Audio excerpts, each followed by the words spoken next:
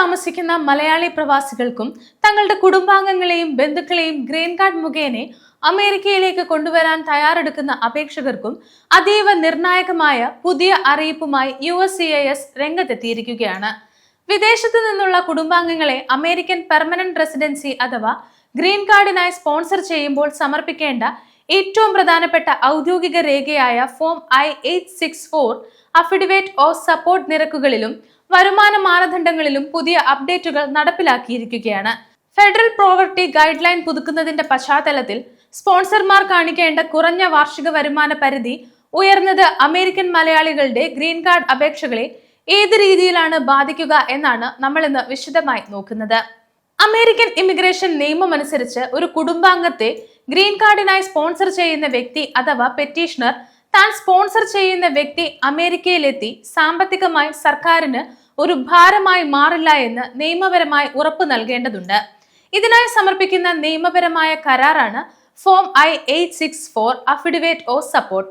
2026 സാമ്പത്തിക വർഷത്തിലേക്ക് നിലവിൽ വന്നിട്ടുള്ള പുതിയ I-864P നിർദ്ദേശങ്ങൾ പ്രകാരം ഫെഡറൽ പോവർട്ടി ഗൈഡ് ലൈൻസിന്റെ 125% വരുമാനം കാണിക്കാൻ സ്പോൺസർക്ക് നിർബന്ധിത ബാധ്യതയുണ്ട്. അമേരിക്കയിൽ നിലനിൽക്കുന്ന ഇൻഫ്ലേഷൻ നിരക്കുകളും ജീവിത ചെലവ് വർധനവും അടിസ്ഥാനമാക്കി department of health and human services വരുമാന നിബന്ധനകളിൽ വർധനവ് വരുത്തിയതോടെ ഗ്രീൻ കാർഡ് സ്പോൺസർഷിപ്പിനുള്ള കുറഞ്ഞ ശമ്പള നിരക്കുകൾ വീണ്ടും ഉയർന്നിരിക്കുകയാണ്.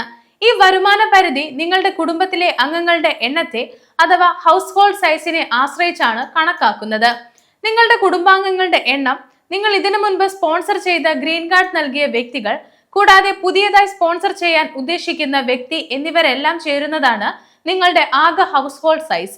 ഉദാഹരണത്തിന്, അമേരിക്കയിൽ ഭാര്യയും ഒരു കുട്ടിയുമുള്ള ഒരു H-1B അല്ലെങ്കിൽ ഗ്രീൻ കാർഡ് ഉടമയായ മലയാളി തന്റെ മാതാപിതാക്കളിൽ ഒരാളെ ഗ്രീൻ കാർഡിനായി സ്പോൺസർ ചെയ്യുമ്പോൾ അദ്ദേഹത്തിന്റെ ഹൗസ് ഹോൾഡ് സൈസ് 4 കണക്കാക്കപ്പെടും. 2 മാതാപിതാക്കളെയും ഒരുമിച്ച് സ്പോൺസർ ചെയ്യുകയാണെങ്കിൽ ഹൗസ് ഹോൾഡ് സൈസ് 5 ഉയരും.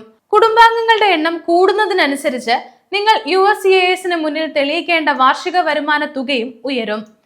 അമേരിക്കയിൽ ജോലി ചെയ്യുന്ന മലയാളി പ്രവാസികൾ തങ്ങളുടെ കഴിഞ്ഞ 3 വർഷത്തെ ആദായ നികുതി റിട്ടേണുകൾ, W-2 ഫോമുകൾ, 1099 സാക്ഷ്യപത്രങ്ങൾ, നിലവിലെ തൊഴിലുടമ നൽകുന്ന എംപ്ലോയ്മെന്റ് വെരിഫിക്കേഷൻ ലെറ്റർ, സാലറി സ്ലിപ്പുകൾ എന്നിവ I-864 അപേക്ഷയോടൊപ്പം ഹാജരാക്കേണ്ടതുണ്ട്. ഏറ്റവും ഒടുവിലത്തെ ടാക്സ് വർഷത്തിലെ അഡ്ജസ്റ്റഡ് ഗ്രോസ് ഇൻകം അല്ലെങ്കിൽ ടോട്ടൽ ഇൻകം പുതിയ വരുമാന പരിധിയേക്കാൾ കുറവാണെങ്കിൽ വിസ അപേക്ഷകൾ പ്രോസസ് ചെയ്യുന്നത് USCIS നിർത്തിവെക്കും. ഏറ്റവും ഒടുവിലത്തെ ടാക്സ് വർഷത്തിലെ അഡ്ജസ്റ്റഡ് ഗ്രോസ് ഇൻകം അല്ലെങ്കിൽ ടോട്ടൽ ഇൻകം പുതിയ വരുമാന പരിധിയേക്കാൾ കുറവാണെങ്കിൽ വിസ അപേക്ഷകൾ പ്രോസസ്സിംഗ് ചെയ്യുന്നത് USCIS നിർത്തിവെക്കുകയും റിക്വസ്റ്റ് ഫോർ എവിഡൻസ് അയക്കുകയും ചെയ്യും.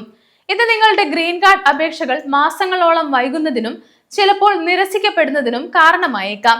സ്പോൺസർ ചെയ്യുന്ന വ്യക്തി സ്വന്തം വരുമാനം പുതിയ I-864P മാനദണ്ഡങ്ങൾക്ക് താഴെയാണെങ്കിൽ പ്രവാസി മലയാളികൾക്ക് മുന്നിൽ നിയമപരമായ 2 മാർഗങ്ങളുണ്ട്. ഒന്നാമതായി, ഒരു ജോയിന്റ് സ്പോൺസറെ കണ്ടെത്തി അപേക്ഷയിൽ ഉൾപ്പെടുത്തുക എന്നതാണ്. ജോയിന്റ് സ്പോൺസർ എന്നത് അമേരിക്കൻ പൗരനോ അല്ലെങ്കിൽ ഗ്രീൻ കാർഡ് ഉടമയോ ആയിരിക്കണം. കൂടാതെ അവരുടെ സ്വന്തം കുടുംബത്തിലെ അംഗങ്ങളുടെ എണ്ണവും പുതിയതായി സ്പോൺസർ ചെയ്യുന്ന വ്യക്തിയെയും ഉൾപ്പെടുത്തിക്കൊണ്ടുള്ള വരുമാന പരിധി തനിയെ പൂർണ്ണമായി കാണിക്കാൻ ജോയിന്റ് സ്പോൺസർക്ക് സാധിക്കണം. രണ്ടാമതായി, സ്വന്തം ലിക്വിഡ് അസറ്റുകൾ അഥവാ സമ്പാദ്യങ്ങൾ കാണിക്കുക എന്നതാണ്. ബാങ്ക് ഡെപ്പോസിറ്റുകൾ, ബോണ്ടുകൾ, സ്റ്റോക്കുകൾ, റിയൽ എസ്റ്റേറ്റ് സ്വത്തുക്കൾ എന്നിവ ഇതിനായി നിങ്ങൾക്ക് ഉപയോഗിക്കാം. ഒരു കുടുംബാംഗത്തെ സ്പോൺസർ ചെയ്യുമ്പോൾ കുറവുള്ള വരുമാന തുകയുടെ 3 മടങ്ങ് മുതൽ 5 മടങ്ങ് വരെയുള്ള മൂല്യമുള്ള അസറ്റുകൾ സ്പോൺസർക്ക് കാണിക്കേണ്ടതായി വരും.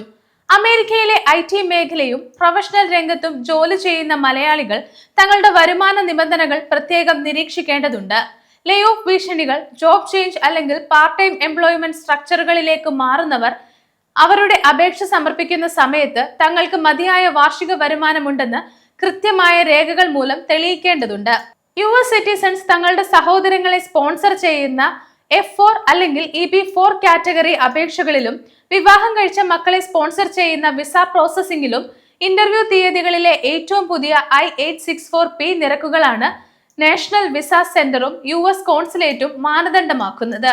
അമേരിക്കയിലേക്ക് തങ്ങളുടെ പ്രിയപ്പെട്ടവരെ കൊണ്ടുവരാൻ ഗ്രീൻ കാർഡ് അപേക്ഷ സമർപ്പിക്കാൻ ഒരുങ്ങുന്ന പ്രവാസി മലയാളികൾ പുതിയ വരുമാന ഗൈഡ് ലൈനുകൾ കൃത്യമായി പരിശോധിച്ച് ടാക്സ് റിട്ടേണുകളും വരുമാന രേഖകളും തയ്യാറാക്കേണ്ടതുണ്ട്. ആവശ്യമായ വരുമാന ലഭ്യത ഉറപ്പുവരുത്തിയ ശേഷമോ അല്ലെങ്കിൽ അനുയോജ്യമായ ജോയിന്റ് സ്പോൺസറെ കണ്ടെത്തിയ ശേഷമോ മാത്രം അപേക്ഷ സമർപ്പിക്കുക. അമേരിക്കൻ ഇമിഗ്രേഷൻ നയങ്ങൾ, ഗ്രീൻ കാർഡ് അപ്ഡേറ്റുകൾ, പ്രവാസി വാർത്തകൾ എന്നിവ തത്സമയം അറിയാൻ ഗ്ലോബൽ സമയം സബ്സ്ക്രൈബ് ചെയ്യുക.